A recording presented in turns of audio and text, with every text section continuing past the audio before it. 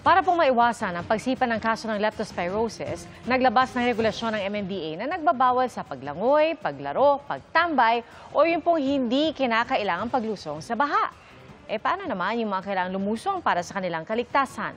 Yan ang tinutukan ni Dano Tingkungko. Sa tuwing may baha tulad ng bumuhos ang malakas na ulan dulot ng habagat at mga nagdaang bagyo, tila karaniwan ng makikita mga naglalangoy sa baha. Kaakibat din ng pagbaha ang pagsipa ng mga kaso ng leptospirosis na nakukuha sa ihi ng mga infected na hayop lalo ng daga. Sa San Lazaro Hospital, may isinugod na leptospirosis patients kahit na wala namang bagyo o matinding pagbaha sa mga nakalipas na linggo na tulad ng manalasa ang bagyong Karina noong Hulyo.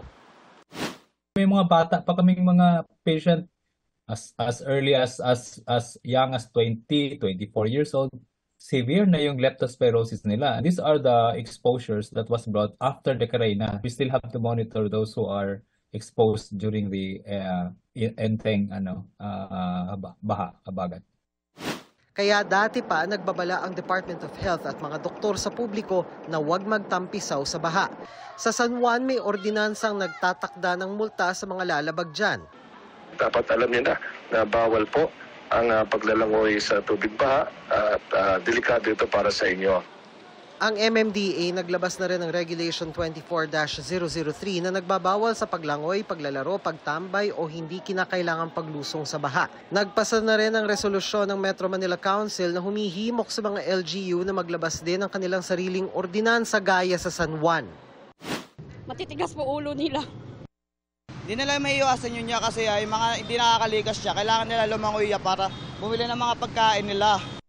We have to make a distinction between yung necessity na lumusong sa baha at yung naliligo o nagsuswimming talaga sa baha for recreational purpose. Hindi naman natin ipe-penalize yung mga tao na ililigtas lang ang kanilang sarili o mga gamit.